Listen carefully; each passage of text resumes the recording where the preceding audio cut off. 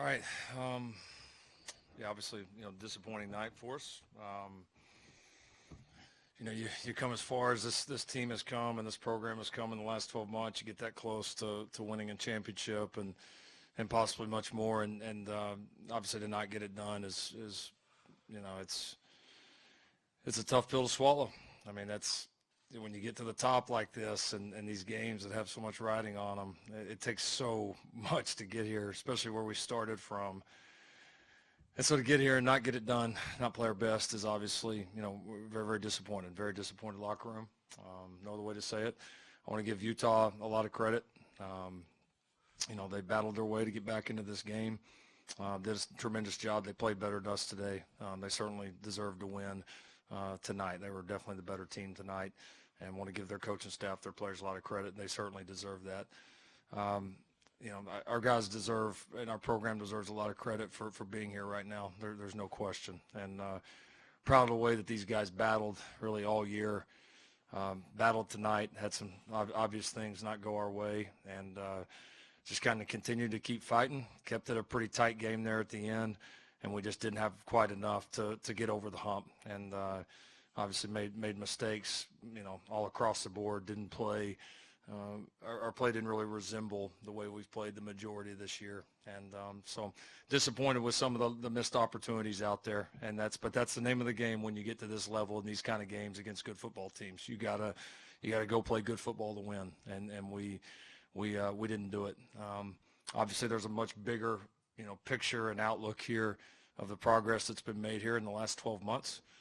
So we're not going to walk around like this is some funeral. All right, we've made some great progress to be in this moment. We expected to win tonight. We didn't get it done, but that changes nothing in terms of the direction and trajectory of this program, and it's due to guys like these two guys here, all those guys in that locker room that are heartbroken right now that battled. Had guys refusing to come out of the game.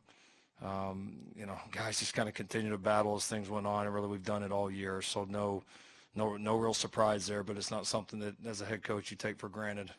So love coaching this team, and we've responded to any type of adversity that's hit us all year. This will be a different kind, but I expect our response to be an elite level, and so we'll find out where the next one is and be ready to go.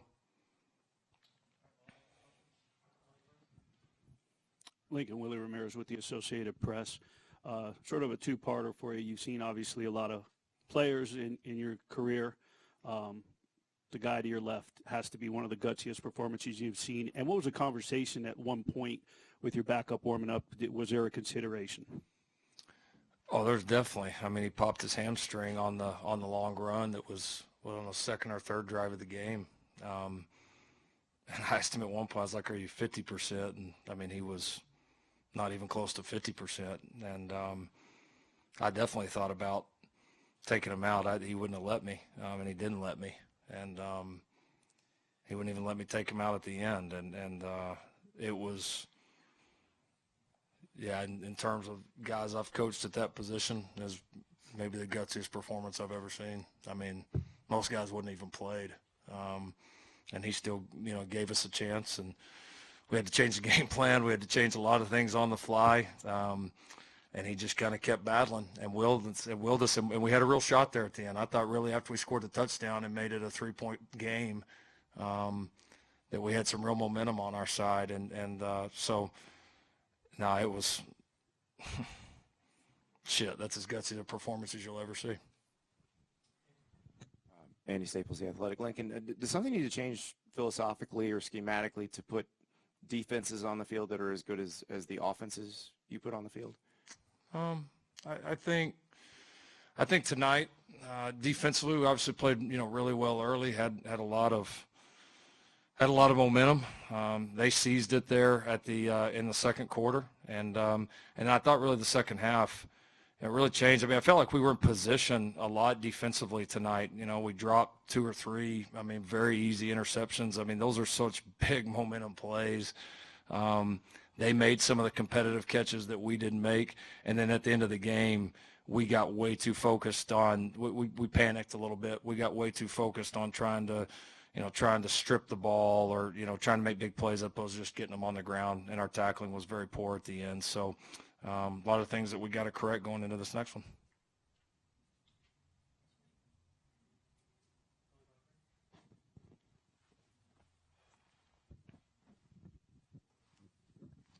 Billy Witz with the New York Times.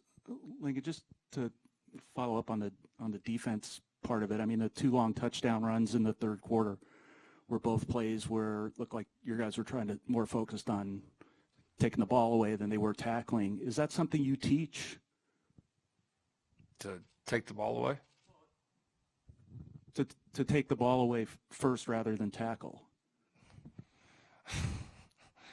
I don't know that I'm going to justify that question with an answer. For Caleb, can you describe kind of what you felt when you got hurt and then what it was like trying to go through the rest of the game? You ever have an old rubber band?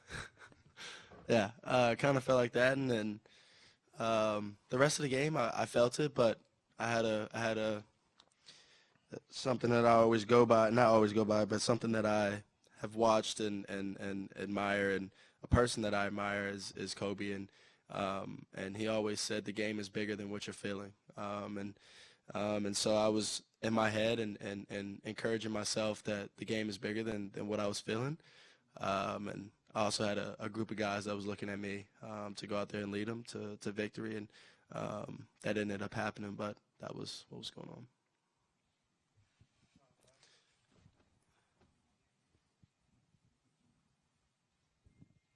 John Gold, Saturday Out West. Coach, not having Voorhees out there tonight, can you just talk about, that absence and what he meant to this team? Yeah, I mean, he's one of the best offensive linemen in the country. And so, obviously not having him was, a disappointment. He's really battled. The last half of the season really hasn't been, he hasn't been anywhere close to 100%, but he's just another example of guys on all sides of the ball that have really battled. Did it have an impact? It probably did.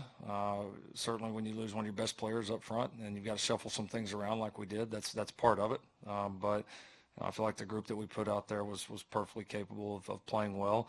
Losing Nealon at the end when we had a little bit of momentum certainly hurt too, because now, you're shifting a lot of people. And some of our depth, showed up a little bit there at the end. So, obviously hope to be able to potentially get him back for the bowl. We'll see how that plays out. Coach L.T. Willis with TG Sports. Can you tell us what was so difficult about running the football tonight against Utah? A couple times that we didn't execute early. Some of our run game honestly became not totally limited, but when your quarterback's basically immobile, it's certainly a factor there as well. People got to play us a little bit differently with him when he can move around. So that was obviously that changed some of the run game, and I certainly deserve fault at that. There's times that I could have and should have stayed with it more as far as calling the game. Lincoln, obviously only 2 losses this season, but they were both to the same team. What is it maybe that Utah does in particular that creates a tougher matchup for you guys than maybe some of the other teams you've faced? Yeah, they're 2 very different games. First game, at their place, they made plays, and we made plays there too. We had obviously a lot of chances and a lot of things that didn't quite go our way that night. But they're a good football team, right? They make you earn it. Quarterbacks played a lot of ball. They've got some really good skill. Defensively, they're very strong. They've had a system in place and guys recruited for a long time, and you see the continuity and how that's built, and you kind of feel that with the way that their guys play. And so you got to give them credit. Part of when you get to kind of these moments and these big games is groups that have been there before, and they certainly have. A lot of our team has not, and we had our chances up there, and we certainly had our chances tonight, but you got to tip your hat to them. They're a good football team, and you got to play well to beat them, and we played well up there, just not quite enough to overcome it. Tonight was obviously way too spotty. So, Lincoln, as you look at all the things that happened tonight that you had to deal with on the line, to what extent do you feel like this game was won and lost at the line of scrimmage?